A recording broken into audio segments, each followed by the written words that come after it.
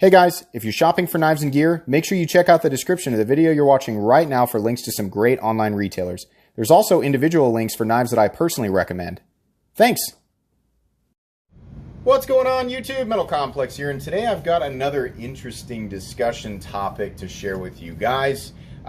So periodically I have somebody in my comment section. It doesn't happen very often, but every now and then I'll have somebody jump in and say, "Oh my gosh, you knife people are crazy. You spent $45, $75, $160 on a pocket knife when you could spend $5 on a utility box cutter with disposable razor blades. What is wrong with you? Don't you know that this cuts just as well as this?"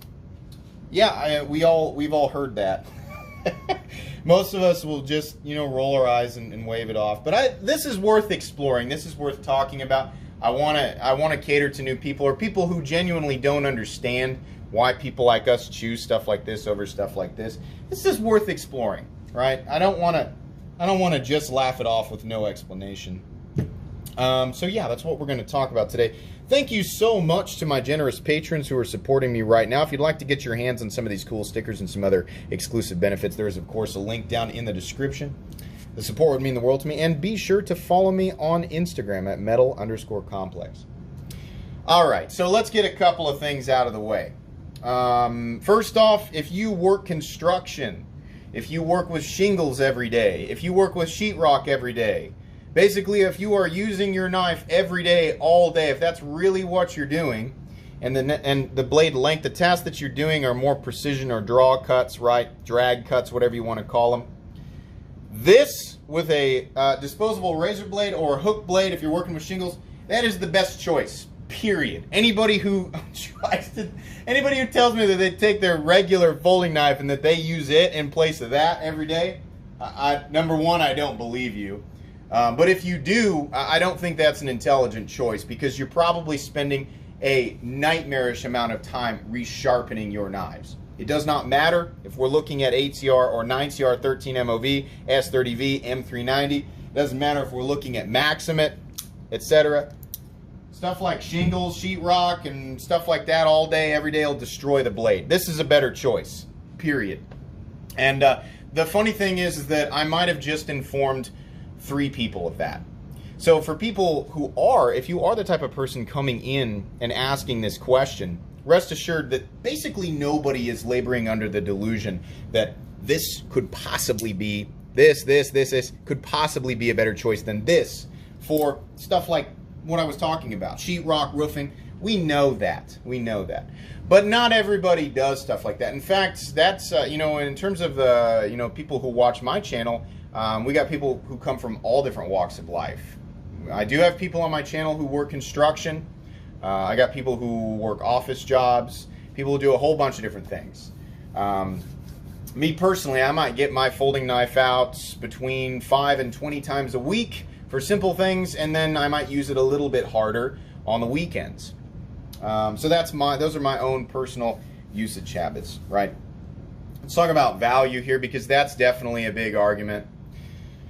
This guy will run you about $5 usually.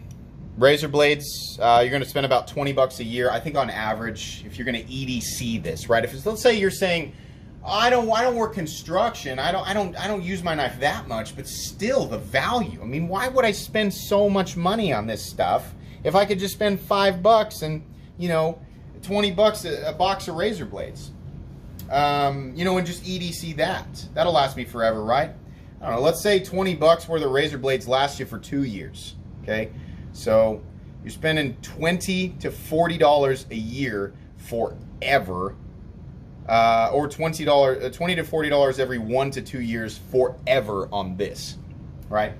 Maximum life on something like this is, like the knife itself, is probably, I don't know, I'm gonna say 2 years. The truth is get what you pay for. The reason that something like this only costs $5 and something like this costs a little bit more, it's not because all these companies are greedy and everybody who buys knives like this are stupid. It's because this was slapped together. There are going to be people who comment, I've had my utility box cutter for 20 years. Totally fine. You guys are all dumb and I'm smart. No, you haven't. I'm sorry. I'm not trying to be rude, but I'm gonna be automatically dismissive because I grew up working construction for my dad's construction company. I've seen how quickly these things fall apart. People who carry them, on a day-to-day basis, stuff backs out. The tolerances aren't the same. The fitment for things is just not the same, right? So maybe there's a couple people out there who've actually managed to make these last for a while, but for the most part, speaking to a broad audience, I can tell you confidently that it is more than likely that something like this will fall apart faster than this. So that's the case there. Within 2 years, what you put into this, 2 to 4 years, you can pay for something like this with the money that you saved on the razor blades. And then you can gain the benefit of a longer blade that is more versatile. This is a shorter blade. If you have to cut anything that is wider than the length of this, this is going to be problematic. You're going to have to hack at it. You're going to have to dig at it. And it's just going to make the whole process, right? It's going to make it crappy. Thick rope, cutting it with something like this, no problem. You're done, right? That's the example I use is because a lot of these arguments, the foundation for them is I just use this because I just want to get the job done. I just want to get it done quick and I want to get it out of the way and get on with my day. Well, for any tasks that require a blade that's shorter than an inch, that is probably the case there. But the truth is that there's lots of things that people use knives for that require a blade that's longer than 1 inch. And this will actually make that process slower. The ultimate answer is that there's probably a specific blade shape and type and length for every single task. There's probably an optimized version of that. Add in blade steel, where you live in the world, your geography, whether or not corrosion resistance is a thing, the heat treat of the blade, the geometry of the blade. I'm trying to cancel out a lot of, there's always somebody coming in wanting to write me up a book thinking that there's a part of this argument I've left out. I'm aware of it. Everybody else is aware of it. We know. All the little angles here, they're implied. I have to say that every time I talk about blades. So yeah, after 2 to 4 years, you could have paid for something like this. Will this last 2 to 4 years? Yeah, in fact, the Civivi Praxis, I'd say it'd probably last about 10 years. So for me, somebody who doesn't use a knife as much, but wants the ability to cut things that are wider than an inch, and also somebody who just appreciates how tight the tolerances are and how perfect, how well tuned everything is, right? To me, this is a quicker, more convenient, more easy to carry cutting tool.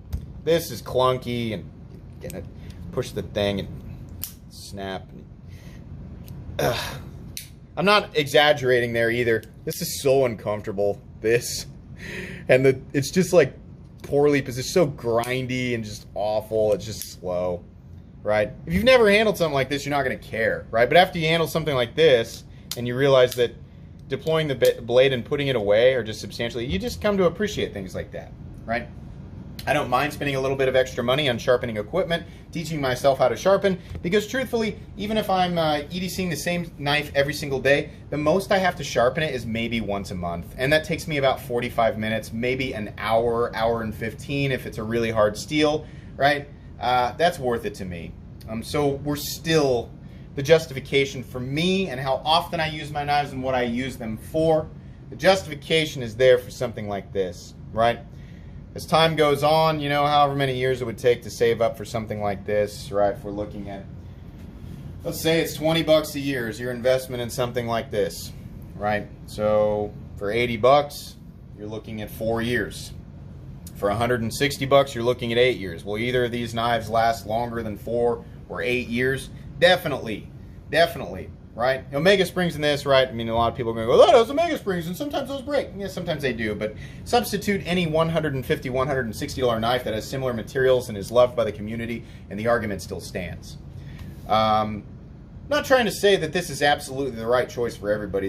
I think what this comes down to, because this really doesn't need to be too long, the reason that knife people choose stuff like this over stuff like this is because this is boring. Ugh. This is just not something that brings me joy. Having EDC'd stuff like this and found myself in situations where I did need a longer blade, no matter how rare that is, the truth is that 80% of the time, this blade's going to do everything you need it to do. Nobody's going to argue with you there. And it is certainly the better choice for construction, drywall, sheetrock, sheetrock and shingles and stuff like that. It's definitely, nobody's going to argue with you there. That's not an end-all be-all argument. That doesn't solve the problem for everybody, though. That's just, here's what I use it for. Why don't you use it for everything? Because not everybody does that. And not everybody thinks exactly the same way, right? We carry stuff like this because we like it. We've experienced it. We've found that we are knife people, people who are enthused by the little details, the steel, the manipulation, right? Stuff like that. Perhaps where they're manufactured. Did you know that this isn't made in the United States? It is not. This is not made in the USA. You get what you pay for. This is something that was slapped together in a foreign country, and while it'll work for a while, it was not made. You know, there weren't a lot of people sitting around going, "How can we make this the most premium product possible?" No, they were thinking, let's get it together and make it hold together and make it hold the razor blades and then put the logo on it, right? That's fine. For a lot of people, that's all they need. That's totally okay. The reason that knife people carry stuff like this is because, you know, we can justify it for a million different things. The irony is a lot of knife people will buy one knife they consider to be a financially responsible purchase, something that fits with their day-to-day lifestyle, right? They'll come to enjoy it so much that they buy lots of knives, and then the argument is out the window, right? It doesn't really matter how we justify it. I mean, most of us are going to tell you is that yeah, this just isn't something that brings us joy. We like stuff like this. We know that this cuts, and we know that this cuts, right? We don't care about you know, what anybody's individual opinion of efficiency and economic efficiency or the physical efficiency of the item, right? We're going to choose something that works well with our lifestyle, that's easy to carry, that is legal in our area. Hopefully that's something that's part of your decision-making process. And most importantly, something that brings us joy. I will never carry something like this because it doesn't bring me joy. If I have to go out and redo my roof again, which is it's very likely because I live in Kansas, so that's like every 2 years, sometimes more than that, then yeah, I'm going to use this. I'll probably still carry my rat, which is, as you can see, a knife that has suffered more than one injury. Yeah, I have resharpened this and it keeps going. This actually has been up on a roof with me. It's slid down on the shingles. You can see the marks in the spine there. It doesn't, part of the tip's gone. It's actually kind of dull right now. It needs to be sharpened. There's chunks taken out of here. This knife has got a lot of life left in it, and I've had this for a couple of years now. That one's up there with me because there are situations, anybody who works on a roof or works construction or does anything, they'll tell you, yeah, every now and then this just isn't quite enough blade. It'd be nice to have something like this with just a little bit more blade that I'm not using as often as something like this, right? But it's nice to have a sharp blade that's long, that can cut through. I'm not cutting into staples or concrete or anything. I'll use the crappy one for that, right? But that extra blade length, it's nice. No, this is not a end-all argument for EDC. If you EDC one of these, it does not mean that you are smarter than anybody who carries one of these or one of these and one of these. It just means that so far in your life, you haven't found a need for anything more than something like this. You know, something like this. In this case, if that's you, if you haven't found a need for more than something like this and you don't mind spending $20 every 1 to 2 years on razor blades, then okay. Yeah, your life and your usage habits, right, and your idea of efficiency and value is different than everybody else. So that's why we think the way that we do. I don't know that any more needs to go into it. I know people are going to want to, there's probably people who watched 2 minutes of this and left a big long comment. Well, HRC really matters and blade geometry really matters. You left that out. You really should discuss that. We know. We know. You know, anybody who's still watching at the 13-minute mark, if you see that type of comment, then you can, or almost the 14-minute mark, you can let people know I covered that again. It seems like we always have to talk about that for people who want. But yeah, this was worth discussing. Nobody's right, nobody's wrong, like indefinitely. I'm not like trying to say like people who think like this are not smart, people who think like this are smart. No, everybody's, you know, their own person. We justify the things that we do in our own way, the things that we buy. And here's the thing, it's ultimately, it's our money. We can spend it how we want, right? You can't tell people how to spend their money. Buy what you like, carry what you like. If you're a knife person, it's probably going to be something like this. If you're not, it's probably going to be something like this or something really cheap, gas station knife, something at Walmart for $13. It's fine, right? If it works for you, it works. That's all this video needs to be. Hope you guys enjoyed this. Hope you found it at least mildly entertaining. Be sure to follow me on Instagram. If you did enjoy this video, please leave a like. If you'd like to check out my other content, I do, of course, have lots of videos of knives that are either expensive or inexpensive that I do or don't like, so check those out. And if you enjoy all my content, go ahead and click on that Metal Complex logo right there and subscribe, because there's definitely more coming. Thanks again for watching, everybody, and have a great day.